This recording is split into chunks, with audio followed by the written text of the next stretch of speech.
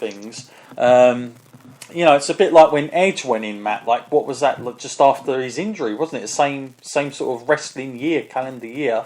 What was it? A year later, he went in, didn't he? It was like, okay, I'm not saying he doesn't deserve it, but that was fast. Same as Eddie Guerrero after his untimely death. I'm like, well, hang on a minute, how's that happened for them? But yet there's these other wrestlers that we know that are out there. That don't, and sometimes I think, Matt, is it just purely all about the entertainment now? Is it about TV more than it's about the sort of deserving person in all this? What do you think about all that, Matt? And as far as you're concerned, the format that they run it in, is it good enough now, or do we sort of look at WWE Hall of Fame and do we just say it's flawed permanently now? Well, to be quite honest, I don't really watch it every year either. Only if there's a certain wrestler involved and I want to hear their speech will I actually turn it on. I mean, I do care about the Hall of Fame and who's in it. It's just watching the actual ceremony and that. I'm not too sure that's really too necessary. It means a lot to the people that are on stage accepting the reward and everything, and then the people in the audience there being part of that moment. And I'm sure a lot of people enjoy it at home, but it's just really not for me. It's like a lot of the movies and the Oscars and all that stuff. I don't really watch that either. Sure. But I think a lot of it is kind of political and driven by what perhaps they hope the fans would want to see. Like you just mentioned with Edge, I thought they felt like he had his injury and it was fresh in everyone's memory, so they thought, we'll jump on this while it's hot, people will want to see Edge and want to pay tribute to his career, so we'll put that in there now. But a lot of the people, like you said, that are deserving that don't get in there, I do really feel bad for them because they've had to wait a really long time, and it really is kind of unfair when someone can end their career in 1 year and straight away be put in there. Yeah, I think so. I want to go back on some of the early ones here because people might ask, well, how did all this start? Well, 1993, Matt, was their first inductee. I don't know if you know who that is or if you want to take a stab in the dark at it at all.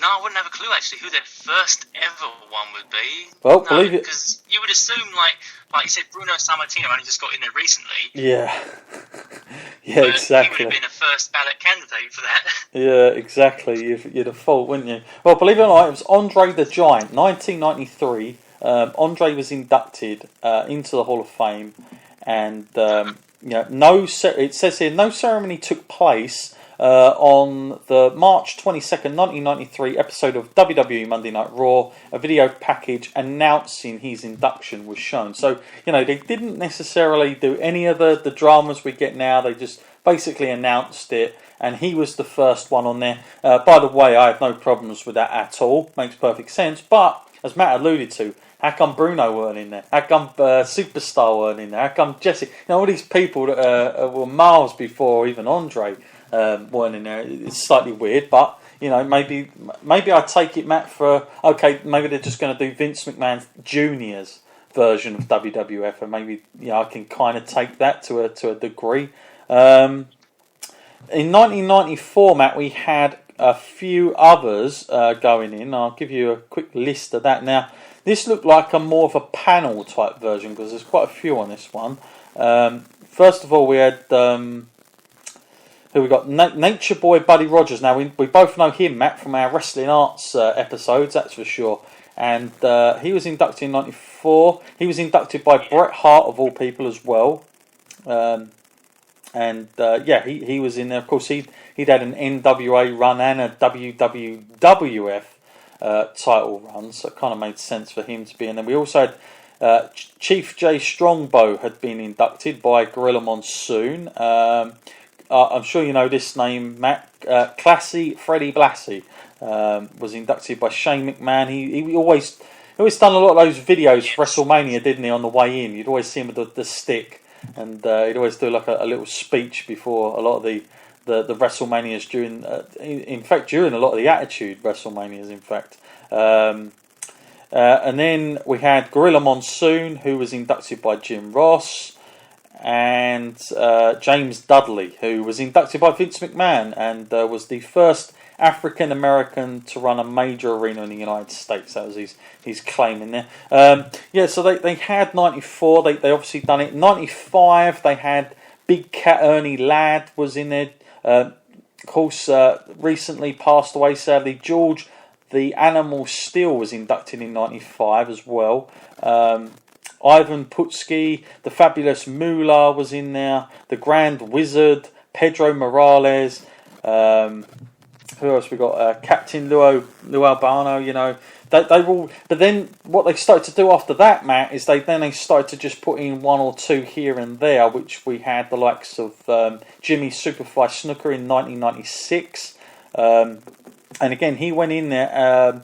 But of course, we've got to take this into note now, Matt. I'm just reading this as we're going along here. As of September 2015, Jimmy Snuka's profile is no longer in the WWE Hall of Fame section at WWE.com. So there you go. That one's how you take it there, folks. Obviously, we had Killer Kowalski was inducted in '96. Pat Patterson, of course, first time ever Intercontinental Champion. He was inducted by Brett. 96. Now, this is interesting, Matt, because according to Wikipedia, get this, Vincent himself. Now, let me get this. Let me find. Okay, so he put his dad in because I was wondering when they did that, but of course Vince's dad, Vincent J. McMahon, was inducted by his grandson Shane McMahon, who of course pretty much run the Worldwide Wrestling Federation before his son took it over. And that was in 96. And then what happened from 96, Matt, is there was a huge gap. And we did not get a return of the Hall of Fame until 2004. Which, of course, was I'm sure you can remember that some of those guys. That was WrestleMania 20, where we saw the likes of Jesse Ventura. That was the one where Pete Rhodes was in as well. Going into it and people like that. Man, is there anybody? I know that we spoke about Vader. I always throw this one out. I can't believe that they haven't put him in it anywhere, and that's Lou Thez. It's just really bizarre to me how he is not in there. Like, correct, it's not even about being a part of the WWF now. Like they say, they'll induct anybody. When you see Inoki is now in there, who never, He never wrestled under the WWF banner when he came to America, by the way. But they put him in there because they're saying, well, they've now taken the umbrella, Matt, where they're sort of saying, well, anything wrestling now, because you see some of those ECW legends went in there. What was it? The Sheik went in there, didn't he? That Rob Van Dam and Sabu inducted. The other Sheik, that is. So it's I find it very inconsistent with what the rules are, what kind of earns you right to get in there. Is it a popularity thing? It's very, very confusing. I remember, I don't really remember being too interested when it first come back, but then, I really wanted to watch the Hulk Hogan one, which was in 2005, and Roddy Piper. I liked that one a lot. We had the likes of Jimmy Hart, Cowboy Bob Orton, Mr. Wonderful, Nikolai Volkov, the Iron Sheik. That lot there, Matt, is a pretty who's who right there. I would say of people. And then if you want to go to maybe 2006, we had the likes of Mean Gene, Sensational Sherry, Vern Gagne, Tony Atlas, The American Dream, Jerry Lawler, Nick Buckwinkle.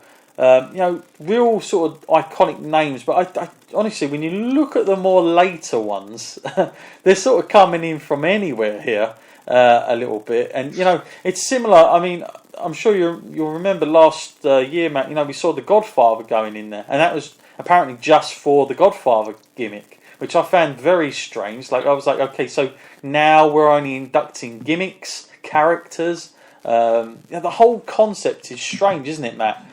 What the rules are here is very, very odd. I know that the Freebirds are in there. I know we've had the Von Erichs of late, but it's strange the way they do this stuff and who it is and all the rest of it. So do you feel, Matt, that if WWE were going to do it right, that they perhaps should have done it more on quality rather than the quantity and having it annually? Do you think it should have just been done when the time is right? We induct the person type of thing, like kind of other sports do, I guess.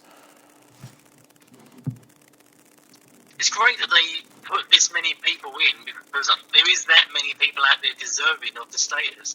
It's just, I suppose everyone's into different things. Sometimes when they put certain people in there, you question it, but no doubt, like, most of the people in there deserve to be in there.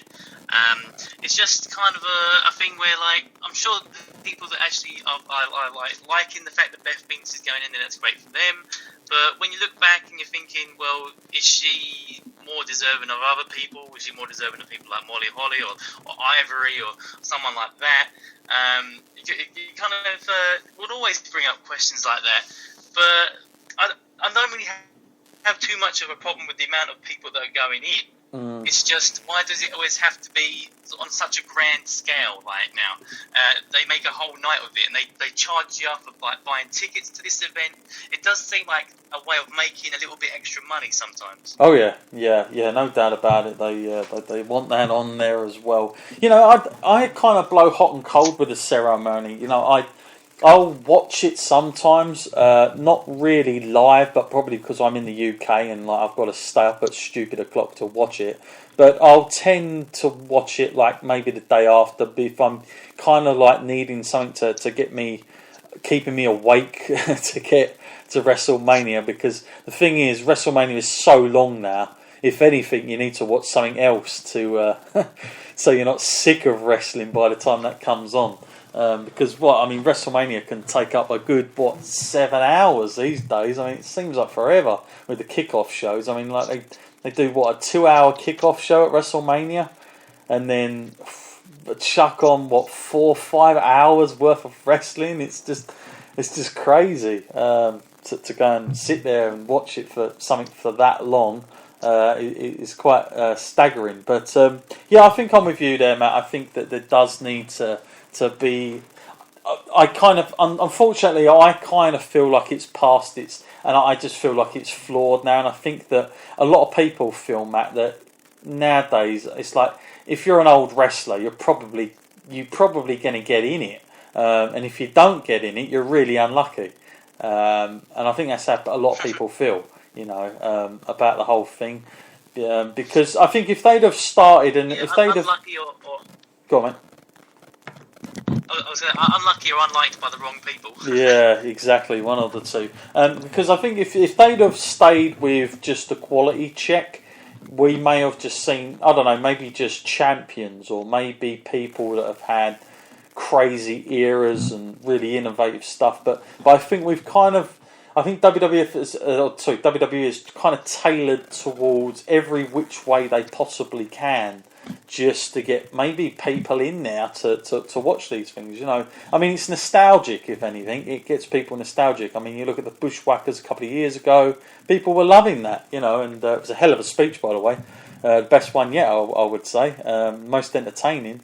But it is those moments, isn't it? But you do think to yourself, like, why haven't they got some of these other names in it? But I think we're always going to be thinking like that, and I don't think people would be so bothered, Matt, if half the other wrestlers had not been inducted before them. That's what I'm trying to aim at. I mean, I think if they'd have kept to these big names, I don't think people would be saying, well, how come he's not inducted yet, but he is? Do you know what I mean? Like, I think they'd have accepted it more about not being in if there was more of a quality check. But I think because they haven't done it, and because they're allowing, like almost like doing a wrestling card, they're having main eventers and then they're having mid-card guys.